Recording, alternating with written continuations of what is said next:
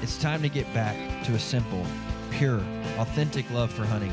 No more overcomplicating or changing our heritage. Join host Shane Mowry, the Bone Maniac, as he brings you a real look at hunting. It doesn't take fame or fortune. It's for everyone. It's a way of life. It's in our DNA.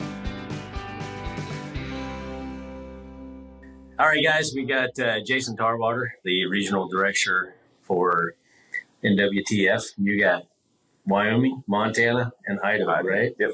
So we got him on the podcast here today. We're going to talk turkey. Yep. I'm excited. Yeah. We're actually trying to get a new chapter started up, right? Or revamp the old chapter. Yeah. How do you want to say that? Yeah, no, we're rebuilding. Well, I mean, we're rebuilding. We got a banquet set, and right. Yeah, got good things in the works for banquet, and some talking about doing mentored hunts and that sort of thing. So right. I think we're gonna do good things. Yeah, I think so. I know, like in Idaho, like even guiding folks coming out for turkey hunting. We have a lot of birds. You shouldn't say that too much. Well, the West has a lot of birds. The West, you know what I mean? Yeah, we've got some really good areas in the West. Actually, all the states that I cover, Montana, Wyoming, and Idaho, there's a lot of good turkey hunting opportunity. There is. Yeah. There definitely is. And then, one of the things I like to say is like, man, if you like elk hunting, yes, turkey hunting is well, I mean, that's a good way to like get some of the pressure off elk hunters. Yeah, it's a spring elk hunt. A lot of pack outs. Yeah, no doubt. I know a lot of hardcore elk hunters hate hearing it, but I mean, it's the way it is. I mean, you're calling to the animals, calling them in, talking to them, communicating with them. It's literally a spring elk hunt. Oh, it is, and in a lot of the areas out west here that actually are got the wolf problem. You don't have to worry about that with turkey because they do what they're supposed to. They talk. Yep. So unlike the elk, give the elk a break. Go turkey. It's a great, like you said, it's a great introductory, especially for kids and people that haven't hunted before that want to get into hunting too. Oh, absolutely. Typically, the weather is a lot more comfortable than our big game seasons. Weather's better. You can put a kid in a blind with a video game or candy bar or whatever, and let's take out the video game. Read a book. But I know that's boring. But yeah, no, it's just a great opportunity to get somebody new into hunting. Oh yeah, absolutely. Well, a lot of folks like out west here, a couple of the key things that I really wanted to dive into this about is like NWTF is big. Mm-hmm. I mean, it's a big organization, but as far as the West, people can associate, the word. Yep. But they really just don't understand what NWTF does and what it stands for and basically what it puts back into the communities. And that's one of the things like, anybody out there listening that's in the Western side, how much you guys put back into habitat. It's not just necessarily for turkey. Yeah.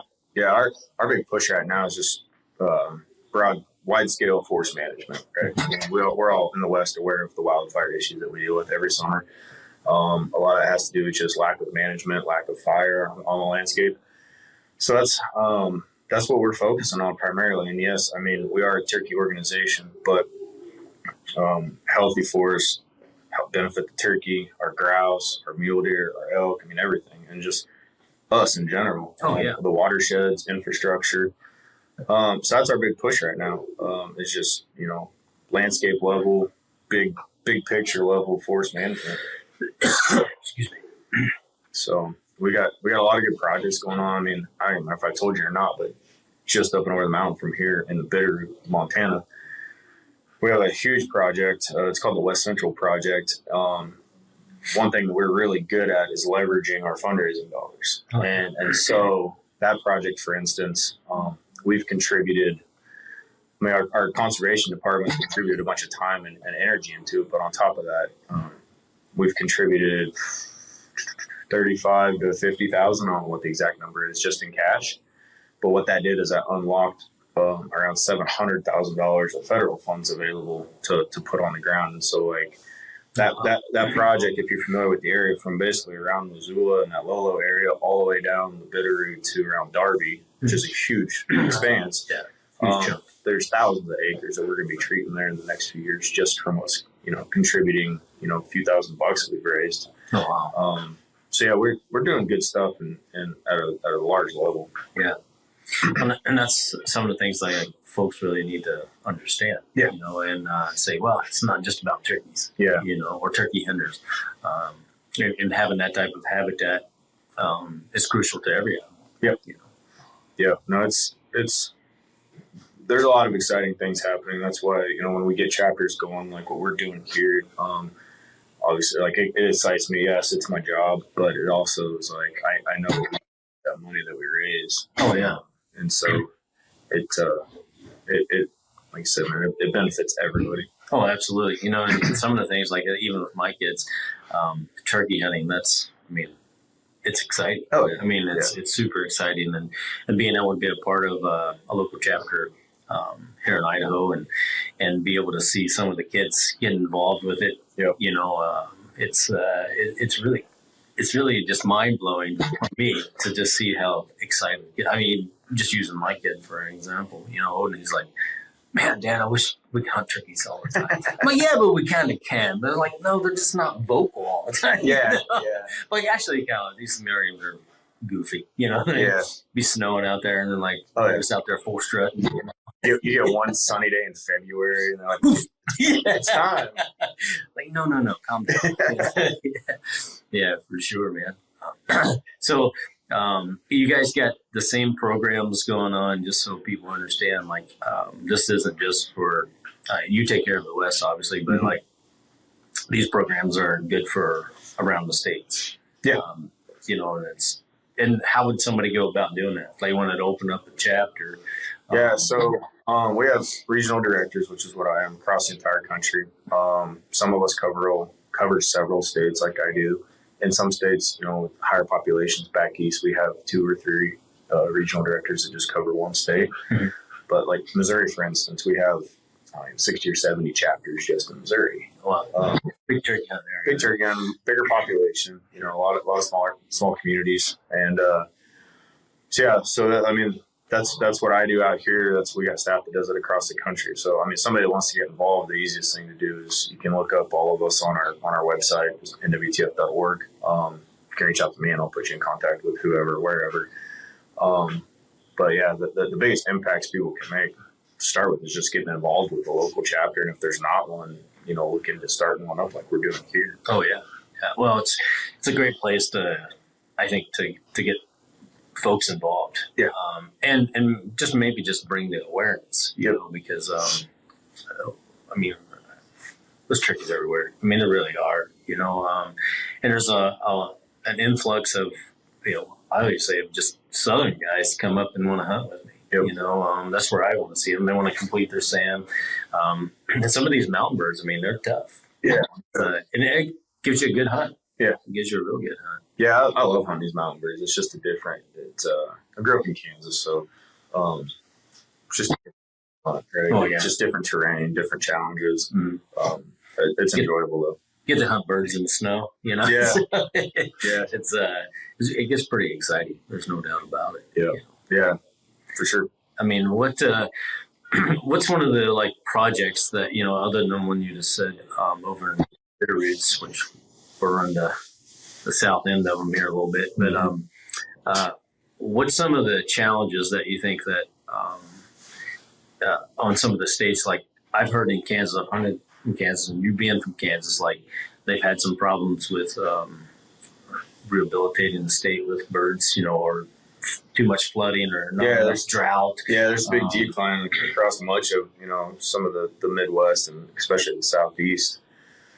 I can only speak obviously what I've seen in Kansas. Sure. And there's a few other theories. One is I think earlier seasons have had detrimental impacts. Mm-hmm. Just the way the hierarchy is of a turkey flock. Some theories, used to be like if you kill the dominant tom out of a flock early season, then it's just like next in line is now the dominant tom. Or what there's some people finding out or believing is hens will only breed with, specific tom, not just the next in line. And so you kill that one, possibility that was the one that hens are going to breed with, and now you kill him.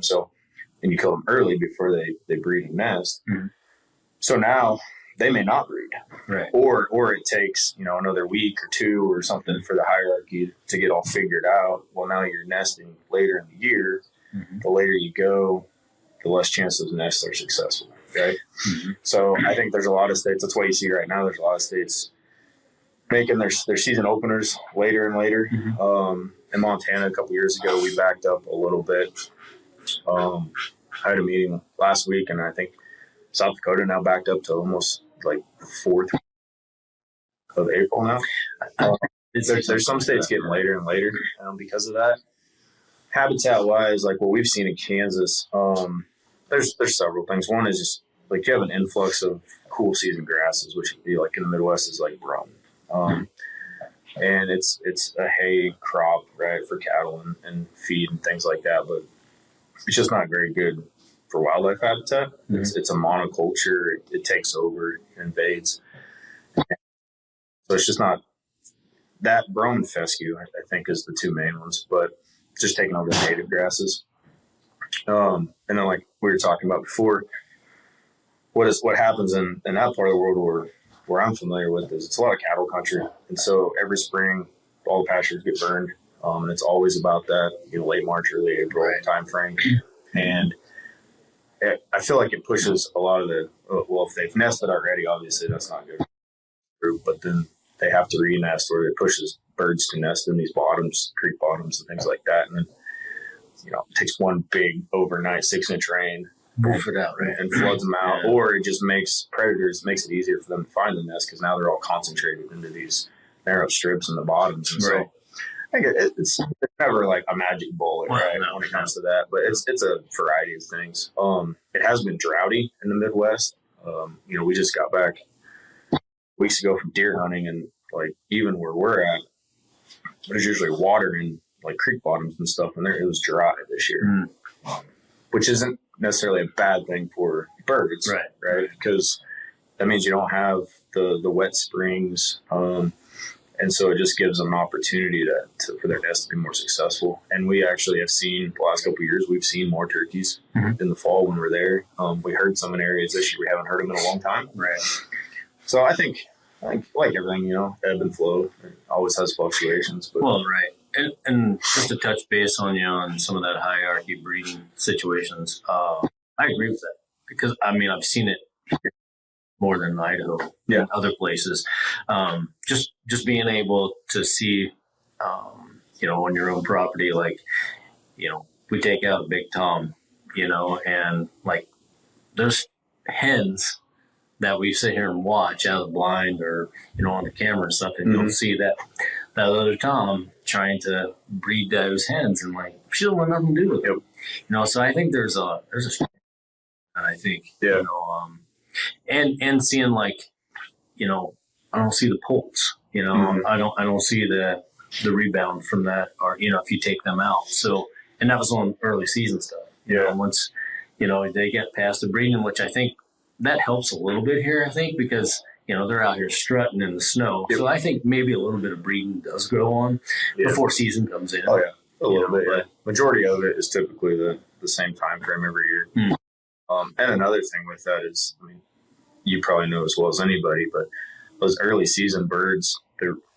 really not terribly hard to kill. Those because that's when they're figuring out dominance. Yeah. And all it takes is a strutter decoy out in the field where they what do you do? Where they like. And, and when you see that happening, like there's just it's game over. Yeah, they're pretty easy to kill at that point. And so I think backing those seasons up is a good thing.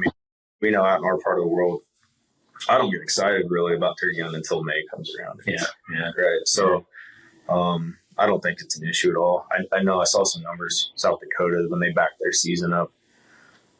There was less days to hunt, but the success rate went up. So now you're having successful hunters, but you're also allowing those hens to get bred and nest and everything. So And that's what you want. Yeah. You know? I mean, it's just the circle of life. Yeah. You know? I mean, it really is. I mean, what's one of your birds? We can get into this. This is like one of the conversations I love having with folks. Like, what is your favorite bird to hunt out of all the species? Man, it's really hard for me to not love Merriams.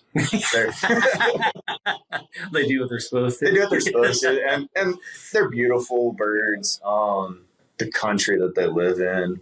I mean, we've chased them from, you know, like Ponderosa Pines in eastern Montana to the breaks of central Montana, some absolute rugged country. Getting like western Montana, and even this part of the world. And over in Oregon, I mean, big woods. Yeah. So like they live in a variety of places. I've chased them in Arizona, New Mexico, damn near 10,000 feet. Oh yeah. Right. Mm-hmm. And there's just, I don't know, something about the Merriams that like they're vocal. They do what they're supposed to. They make you feel good about your calling. But I was like, yes. I'm used to like I cut my teeth in like big hardwoods at Eastern Kansas. And I don't know, I'd probably get my butt whooped if I went back there now. It's just it's a whole different ballgame. Yeah. Like you can't call as much as you can here. Right. So The success part of it, you know, and I agree with you. Like Merriam's definitely my favorite. Rio coming in a hard second, but it's like they're just hardy birds. Yep. You know, they survive really good. Even here in Idaho, I mean, we got 3 species. Washington's got 3 species, but like the Merriams and the Rios really do really good, and there's a lot of hybrids too. Those hybrids are probably the hardiest, and I feel like obviously for a reason. I mean, you get 2 different species that breed, and the better qualities are going to come out. Yeah, and especially in the big timber. Yeah, you know, and I feel like the Rio probably comes out more than it does the Merriams, but it's like in those areas where there's, you know, they're hybrid, like they flourish. Oh yeah, they do. Western Montana, there's a lot here. And here there's a lot of hybrids, but there's a bunch of turkeys. Oh yeah, they're doing definitely well as far as that's concerned. And, let's touch base on those easterns a little bit. Those are the most frustrating animals. It's rewarding when it works. It's like I'm not even calling. It's time to reap. It's time to ambush. It's like you throw it all out the door. It's no hard barred at that time. Yeah, I think the biggest thing, you know, that a lot of people, and I'm sure people chase, like you can call too much easily on easterns, and I think my most successful tactic is if you locate them, and if they answer you once, just shut up. Maybe twice, check them, you know, if you don't see them in a few minutes. But that's like, for the most part. I mean, you might find the 2-year-old that's excited and, you know, he's gobbling his way in type of a thing. But you get a bird that's been pressured a little bit or, you know, has been around for a couple of years. It's like, that's a Woodhaven. That's a native call. That's a Primos. Yeah. I've heard that. Like, I watched my buddy get his head blown off. Right? Like, yeah, no doubt. And we hunted. I mean, we hunted a mix of public and private, but I've killed several birds on public in Kansas, and it's like, it's a different ballgame. It is. And I think a lot of that is there's a lot of pressure. Mm-hmm. There's many calls. They hear it. You know, I think it's like of any pressured species, you know, they get smart. Yeah. I mean, they're not dumb. No. You know, they will adjust to the situation for sure. Yeah. Which is why I like our birds around here. Oh yeah. I remember there was a spot. It used to be a draw tag. My wife threw it one year, and there was a flock. Of course, a lot of western Montanans, they hang out on private. The border's public, so you got to try to pull them off the private, right? Yeah. And I called this flock in. We were archery hunting. Well, we started archery hunting, and then we got our butts whooped, so we went to a gun. But called this flock in 6 times, like over the course of like 3 weeks. I mean, they were always in the same spot. We'd set up, we'd call them up, and because we were bow hunting, or she was bow hunting, I didn't have the tag, but you know, just wouldn't shake out right. Couldn't get a shot. Right. Yeah. They'd wrap around the mountain, so then we wrap around the other side, call them in again, couldn't get a shot. Come back the next week, and finally we took a shotgun. And then that. We won at that point. Yeah. But it's like, you're not going to do that to those hardwood Easterns. Like, you're not going to call them in over and over and over. Like, It's man, it's just so tough. Yeah. I mean, it really is. I actually really, I get like, I don't have no desire to go back to hunting. Yeah. I mean, why? Yeah. You know, I mean, slip over to Washington and kill 3 birds. Yep. Already a couple birds. Montana now, you can kill 5. 5 In the spring, if you're willing to travel across the state. Yeah. Well, I'd rather go 8 hours than 28. Yeah, You know what I mean? to kill 1. Yeah, to kill 1. You know, and yeah, it's. I mean, even if you wanted to do Washington has their 3 bird slam. If you want to do that, Yep. But I still think the Easterns here and in Washington's a lot easier to kill. Yeah. If you get on, on a snake or something down in the valley, just being able to get permission because they usually hang out on, private land. That's the deal. Where there's no. I just found like the Easterns, they just don't do well in this temperature or in the altitude. They're Easterns. Yeah. I think that's why when they start hybridizing it just helps them because it's Darwinism 101. Like the strongest traits are the ones that get passed on. And, right. They've been around for, I don't know when they started releasing them. Probably 15, 20 years ago. Yeah. And they've been around long enough to where they're flourishing for sure. Yeah. Yeah, for sure, man.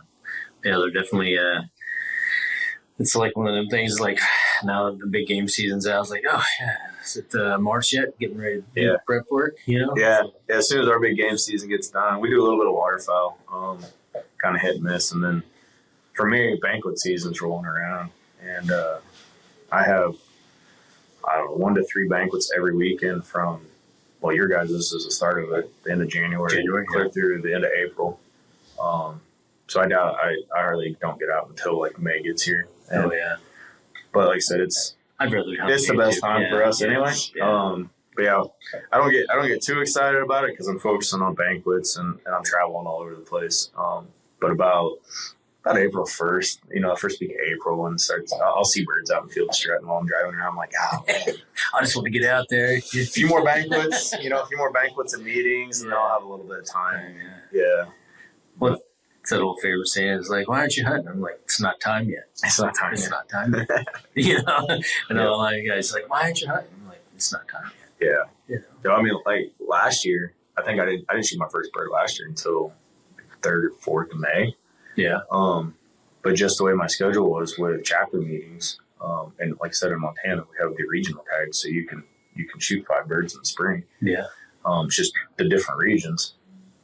I think in 2 weeks is all like I shot all 5 of my birds. And almost all of them, it was like the first day in the region. It just happened. It was a ton of luck, right? Sure. A couple spots, it was like I'm on this piece of public and then see what's around. And I wake up in my truck, step out, and there's birds gobbling. It was just crazy luck. Well, yeah. Right? Well, yeah, maybe. But you're also around the area too, and it's like, you see it, what's there. Yeah.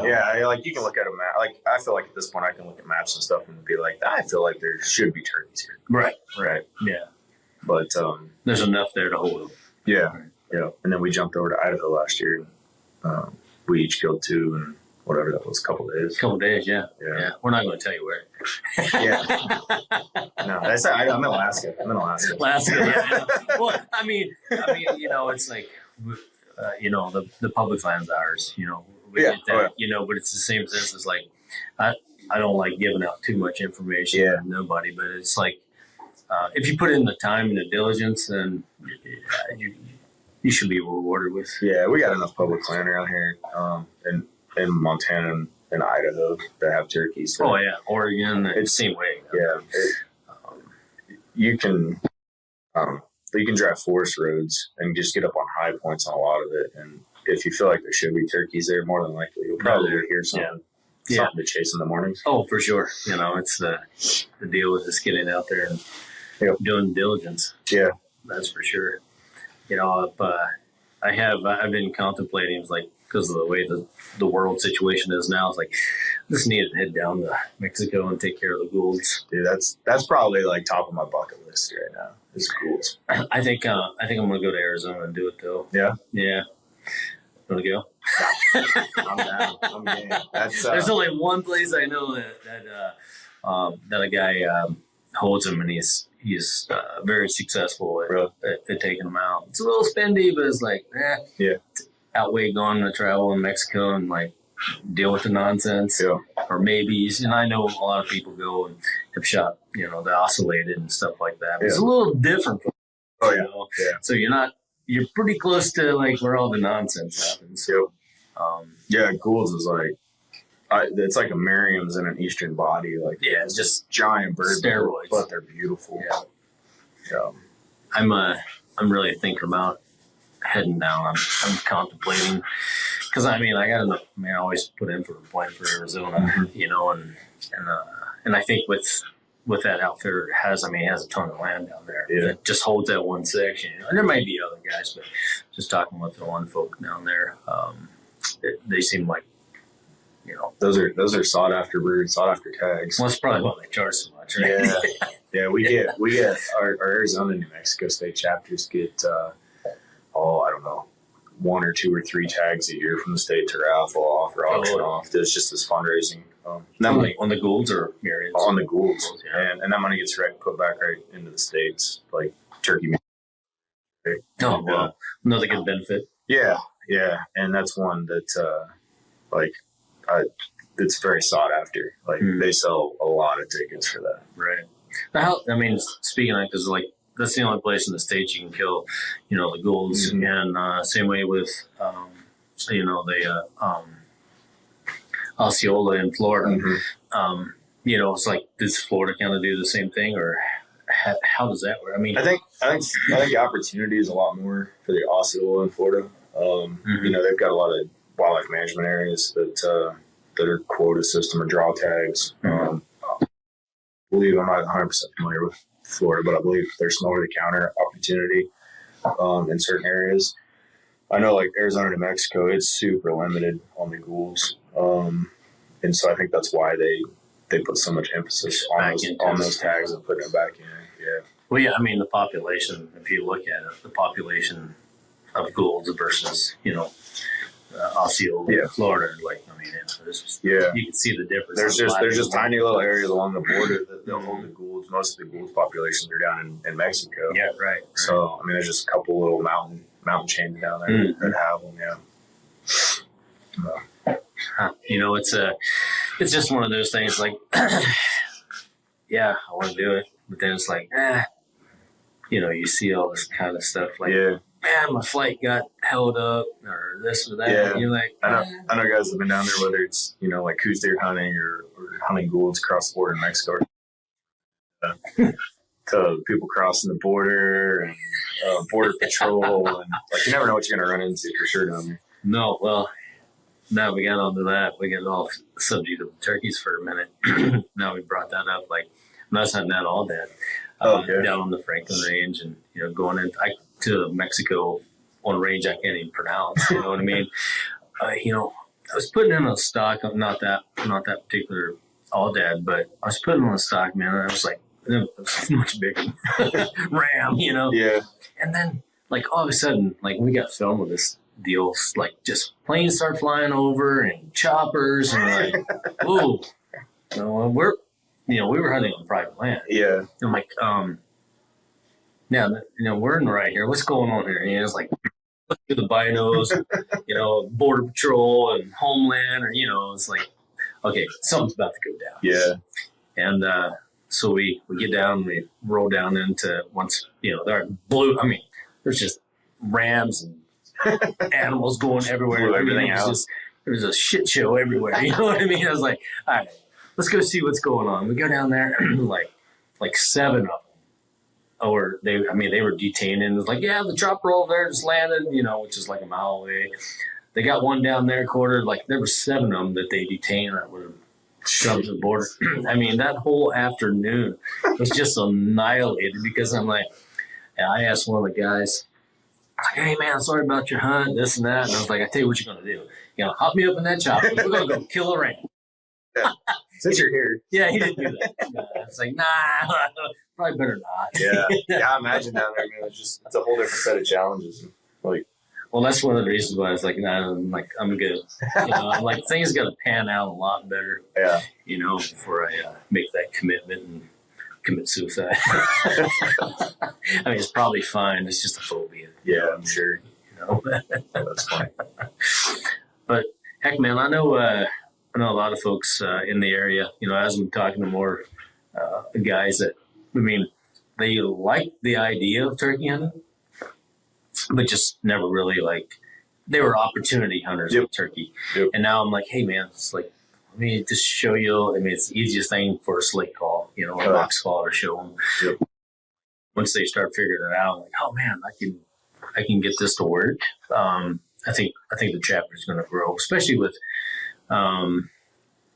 having the younger generation really trying to influence it. Yeah, that's what we're finding a lot of our newer chapters. It's we have a lot of chapters that have been around almost since the inception of the organization. And those guys have been volunteering for we just had our 50th anniversary, so all these guys have been around for 15, 20, 30 years. Oh yeah. And as passionate as they are, comes a point when you're like, man, I just need to step away, because they've volunteered for so long. And so one thing we've been focusing on as an organization is just trying to figure out a way to bring in younger generation into the volunteer ranks. Involved. And I feel like we're getting, at least in my area, we're pretty successful at it. I say younger generation. I'm 37, and so 37 or 38. I don't remember now. 10 years behind me. I can't do math. I can't do math. That's how old I am now. But that's what I need to say. Yeah. But yeah, a lot of the newer chapters and volunteers that we're bringing in are, at least they're under 40. Right. I've got some chapters that are, guys that are in their mid-20s, which is crazy unheard of. Well, yeah, especially I'm not getting paid. I'm like, nah, man, you're doing a good thing. Yeah, and that's the thing is we understand the importance of it, and I tell people this all the time. My generation has grown up with good turkey hunting, good whitetail hunting, good waterfowl hunting. We always we grew up in the good old days. Yeah. Right. Yeah. And Kansas, for instance, it used to be winning the lottery to get a deer tag. Right. Right. Which people are my generation does not understand that. Right. Up until a couple of years ago, you could shoot 2 turkeys. Now it's 1. But growing up, it was I'd have my 2 turkeys killed in the first week of season. Right. But that was there because of people they cared. Right. And that's what I try to instill in a lot of my chapters is yes, we have a lot of turkeys. We have, good deer numbers in places. We have good hunting. That doesn't mean we can't just ignore the fact that we still need to keep doing something. Well, it's there for a reason. Well, right? exactly. And then the political agenda on the sides of things, if you didn't have these huge NPOs, I don't think we would stand a chance. No. Because they would definitely just estimate a lot of the rights. Just my theory is man, they would rather us not hunt. That's just the way I look at it. There's definitely people that think that way, that are making decisions. And oh, sure. Just look at some of the commission people, look at Washington, for instance, there's people on there that don't even hunt. Yep. You have no business being on that commission. Yep. And there's been stuff, in Washington and other states absolutely. That, we have had to voice opinion on. Obviously as a nonprofit, we're careful on what we get involved in and what we spend time and resources on. There might be some silly bills or bills that we think are silly that we weigh in on, but when you really dig down deep into it, they don't have traction anyway. Right. And so it's not worth our time knowing that they're not going anywhere. And so we have a policy department that federal and state, we keep track on all that stuff. And when it comes time, if something has traction that we need to speak up either for or against, then we'll kind of get the troops rounded up, right? Oh, sure. Yeah. But that's the thing. You can throw a bubble gum on anything, but the chances of it sticking, it's going to be really sticky. Yeah, and that's the thing. If you see us, getting involved in policy work, it's because it needs to be, right. Something's happening, right? And that's what a lot of people don't realize. We're a membership-based organization, just like a lot are.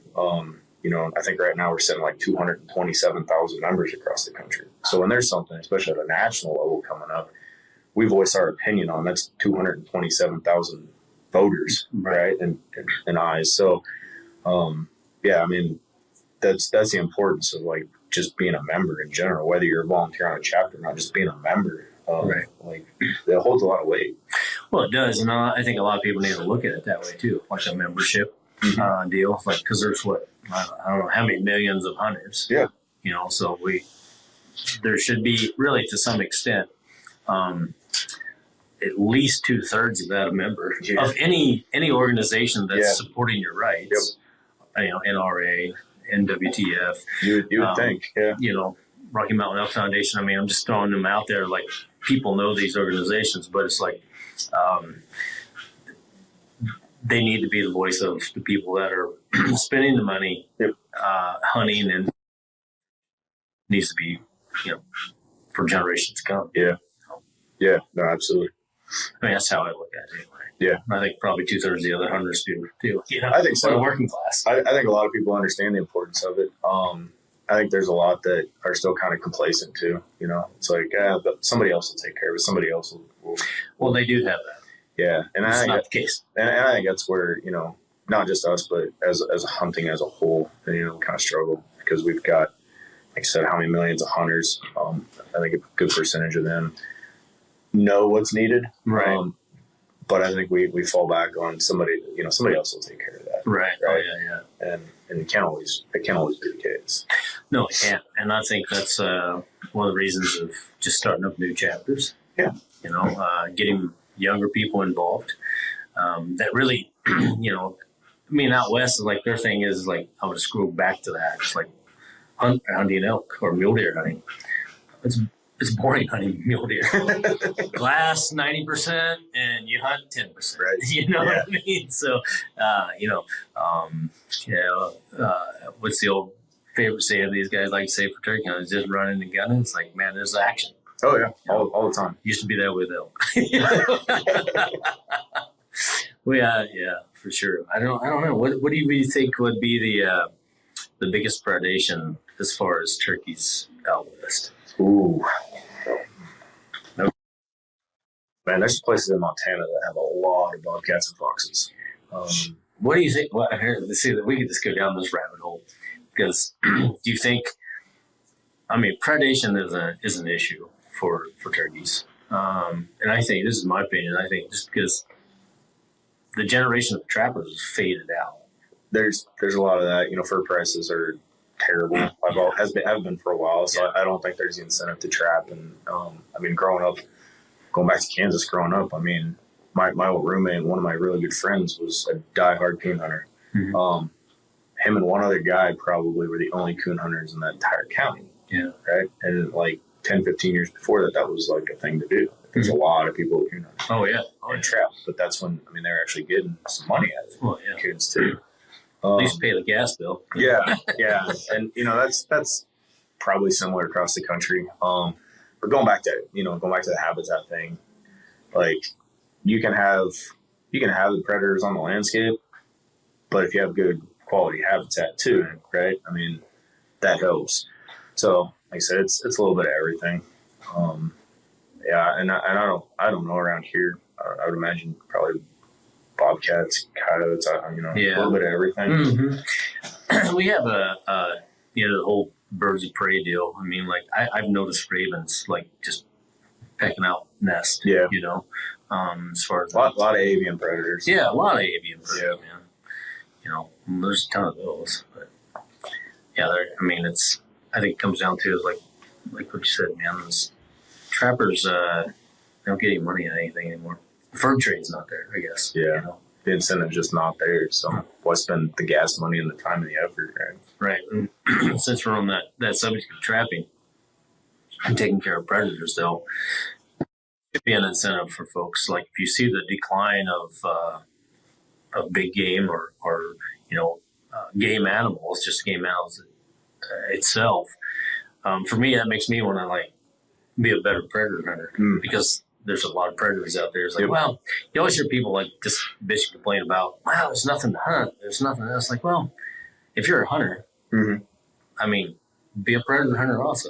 I mean, there's downtime. I mean, you can kill predators in Idaho You know, so you can always call coyotes. oh yeah, always, man. And there's no shortage of them. Yeah. I don't think there's any shortage of them nationwide. You know, they just breed on food source, right? Mhm. So if the food source is plentiful, they're gonna keep breeding. Mm-hmm. You know, so eventually, you know, it's kind of like with the wolf here too, which is a little different animal to hunt than a coyote, but they're just way overpopulated. Yeah. You know, so I've often kind of wondered, it's like, I wonder if a wolf messes with turkey, you know? Probably opportunistic, maybe. Oh yeah, it's like I can kill that thing. Yeah. You know? I don't. Yeah. I wouldn't imagine that they're like focusing on hunting turkeys. Right.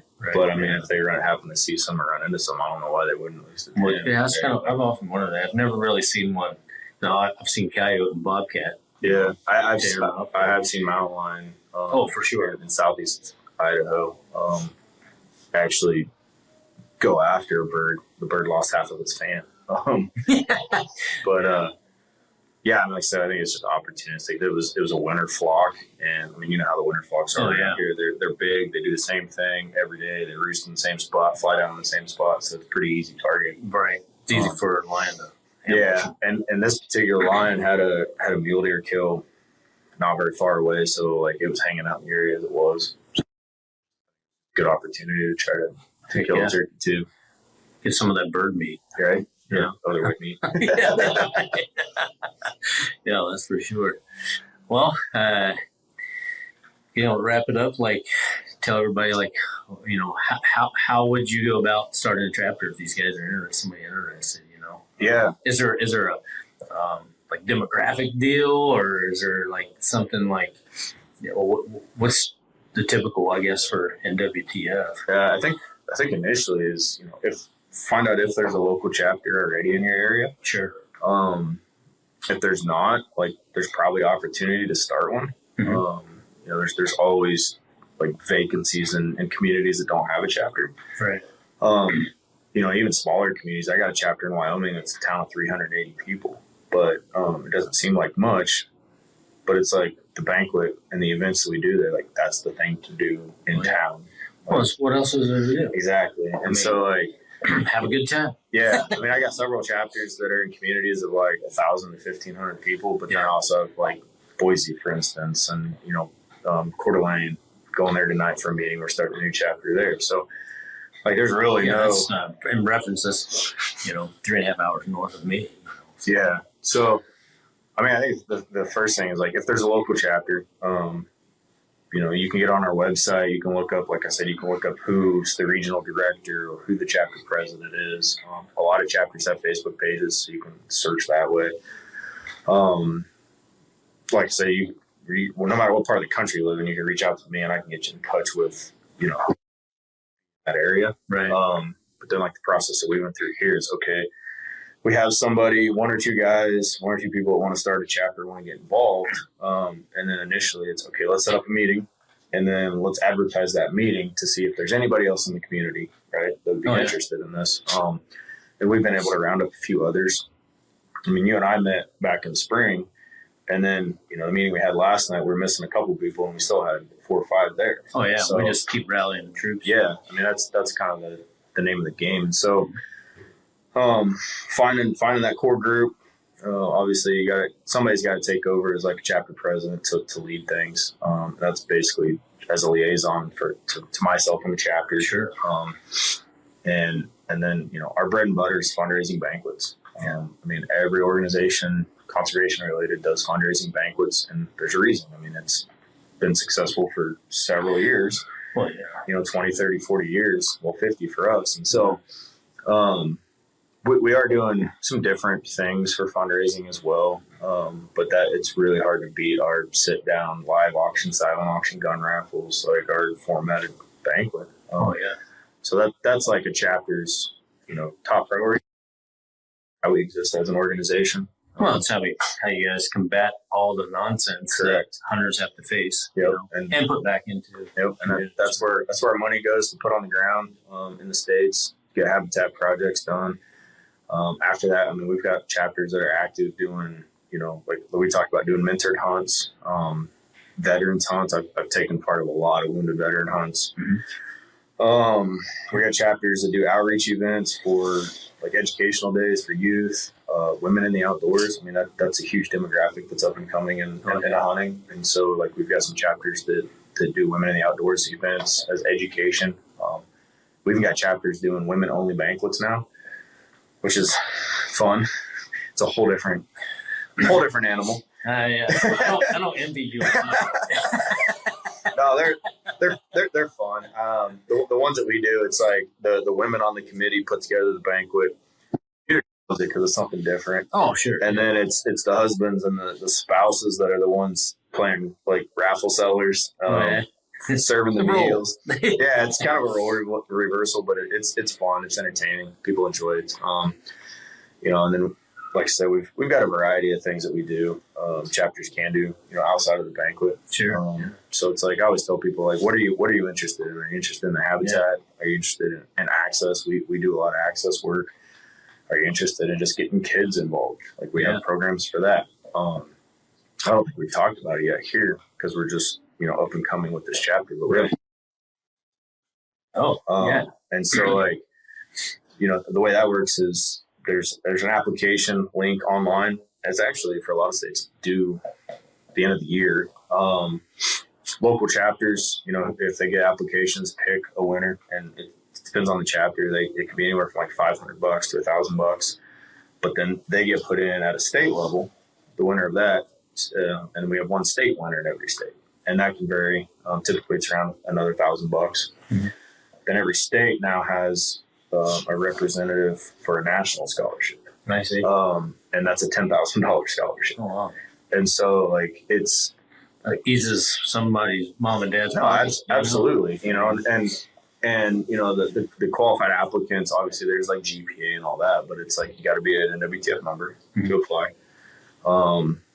And we obviously put preference on going into the wildlife conservation field.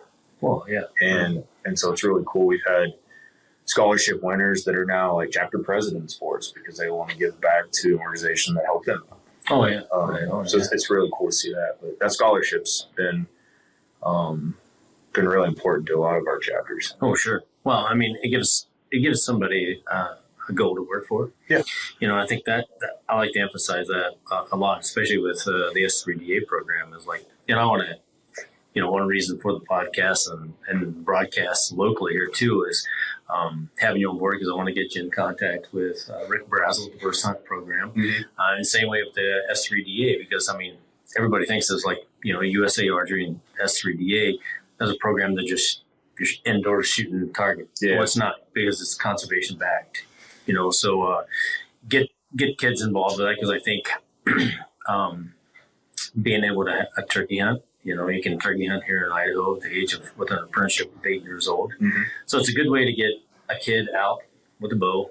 Obviously, the bow is my choice of weapon, but it's like, it's just a way to just get out, get the kids outside, get them away from the games, get them to enjoy, what's in our DNA, and that's, that's important to me. And I think it's important to a lot of folks. They just need that little push, or have the opportunity. Yep. They don't realize like this is what I'm supposed to be doing until you put them in that situation, and it, like we've all been there, and it clicks. It's like watching a bird dog for the first time. All of a sudden they're like, "Oh, this is what I was born to do." Right. Well, same way with hounds. It's like a lot of people have that, like, it's a hound. Like, why do you hound hunt? I'm like, well, are you going to annihilate the whole entire 300 breeds of animals, because that's what they were bred to do.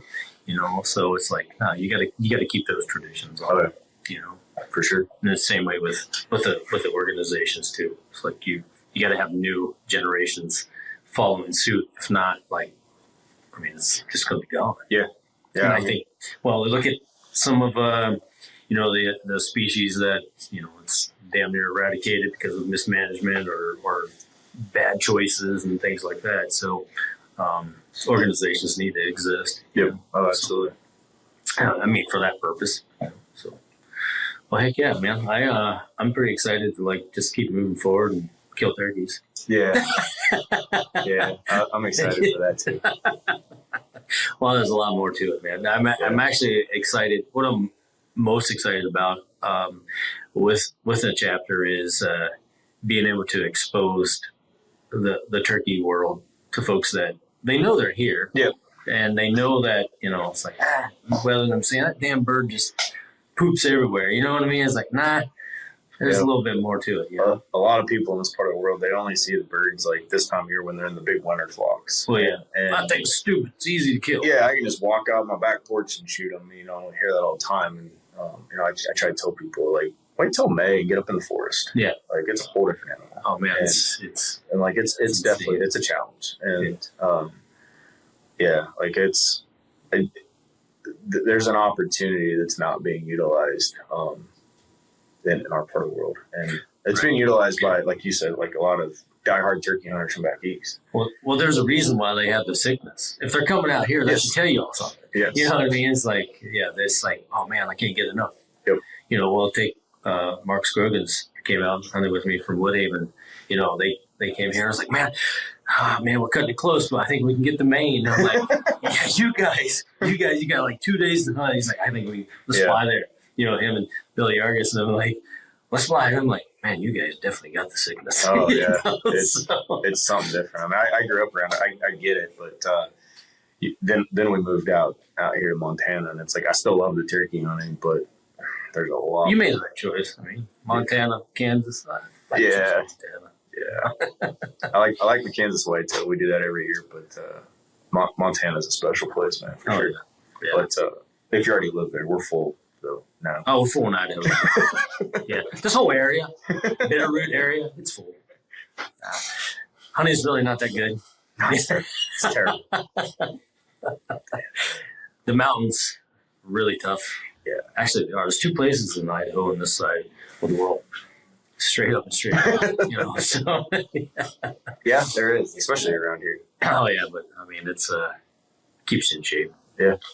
So, but no, let's wrap it up on I know Jace. Hey, he should have been here today too. Chop on it. He's probably got a big head. He's probably feeling it this morning. Yeah, no doubt. Sorry, Jace. But you can get a hold of Jace Grossback. His IG handle, I think, is Mountain Ridge Hunter. Yeah. Get a hold of myself. Get a hold of Jason Tarwater. Yours is Traveling Tarwater, isn't it? It is. So get a hold of us if you guys are local, or if not, around the area. I think it's a good thing to start and get into. I'm looking forward to it, man. Yeah. No matter where you're at, I mean, get a hold of me. Like I said, I can put you in touch with whether you're from Texas or Maine or Florida. Yeah. Put you in touch with whoever needs to if you want to get involved. Well, absolutely. I mean, that's kind of how this whole thing started. Was Dylan and Jace come out and hunted with me in Washington, and next thing I know, these guys are like, "Hey, what are you doing down there?" I'm like, "I don't know. I've never seen anybody active on the chapter." So and I'm just like, well, it's just what I need. Something else to do with my spare time. Yeah, you're right. But no, if it's my oldest has just turned 10, so it's now it's like, and all of them want to turkey hunt. So it's like, well, in the program, first mentoring for that, so it all makes sense. Yep. So if it's only one banquet a year, I think, man, that's all you want, right? Just one. just one. Well, a lot of raffles in between. That's guns, folks. Guns. Lots of gun raffles. Bows. Lots of gun raffles. Coolers. Yeah. Boots. Whatever. Man. Yeah, no, it's I'm excited about it. Especially, like we've talked about doing mentored hunts and stuff around here after the banquet's all said. Oh yeah. And I think that's when people really start realizing, the impacts that we can have. Well, sure, and that's the thing about this. Like, I know a lot of folks that don't allow hunting, but I bet if we say, well, it's not because they don't want a hunt, they don't hunt themselves. It's just understanding, if we can get a new hunter involved, or if a kid or something like that, we don't have access, or we need some special needs access or something like that. It's like, hey, we're not taking them up into the mountains, or in the timber to do it. So, a lot going on, man. So, some good stuff. Yeah. Nice.